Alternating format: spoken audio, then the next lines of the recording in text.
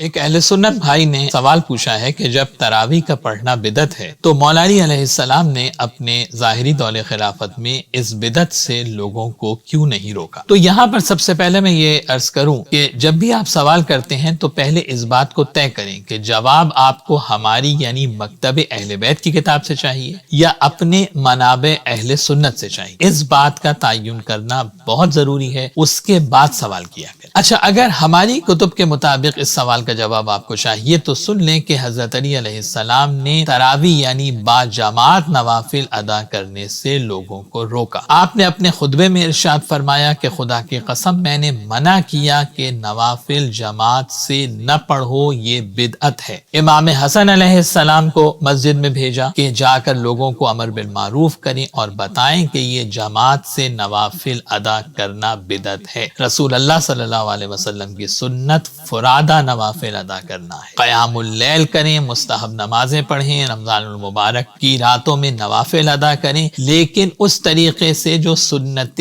رسول ہے۔ دیکھیے، دین آپ کی یا ہماری مرضی پہ نہیں چلتا، دین اللہ کے حکم سے اور اللہ کی مرضی سے چلتا ہے۔ ایسا نہیں ہے کہ اگر صبح کی نماز جو ہے وہ 2 رکعت ہے تو کوئی اپنی مرضی سے زیادہ 4 رکعت پڑھ رہا ہے تو اس کو زیادہ ثواب مل رہا ہے۔ دین پر آپ عمل کریں گے اللہ اور اس کے رسول کی مرضی سے۔ اور جب مولا علی علیہ السلام نے فرمایا کہ یہ بدعت ہے، رسول اللہ صلی اللہ علیہ وسلم ہمیشہ نوافل کو فرادہ ادا کرتے تھے، تو کیا باب مدینۃ العلم سے زیادہ بھی کوئی سنت رسول کو جاننے والا موجود تھا اس وقت؟ ہاں، اگر یہاں پر کوئی یہ کہتا ہے کہ مولا علی علیہ السلام نے زبردستی اس بدعت سے لوگوں کو کیوں نہیں روکا، تو اس کی مثال تو بالکل ایسی ہے کہ اللہ سبحانہ و تعالی نے گناہ کرنے سے منع فرمایا ہے۔ دنیا میں آپ دیکھیے کہ لوگ گناہ کرتے ہیں تو اللہ زبردستی ہاتھ پکڑ کر تو نہیں کسی کو گناہ کرنے سے روکتا۔ اسی طرح سے حضرت علی علیہ السلام نے بھی بتا دیا، اپنی حجت کو تمام کر دیا کہ دیکھو یہ تراویح، یہ جماعت سے نوافل ادا کرنا بدعت ہے، جاؤ جا کر فرادہ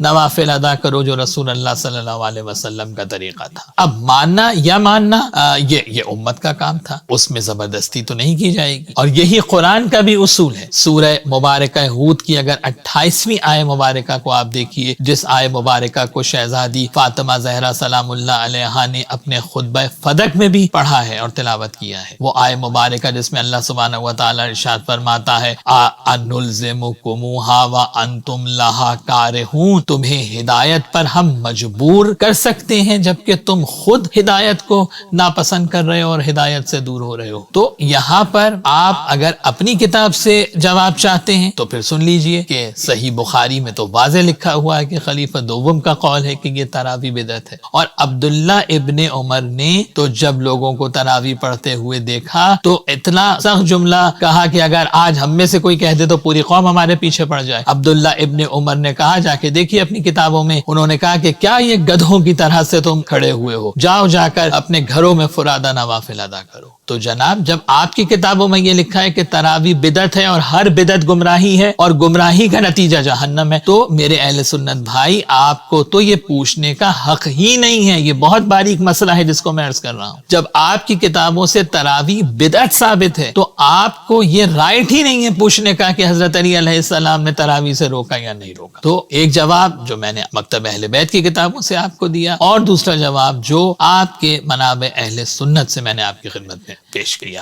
تو اسی طرح سے چیزوں کو سمجھیں، غور و فکر کریں، اور اس کے بعد حق کے راستے کو اختیار کریں۔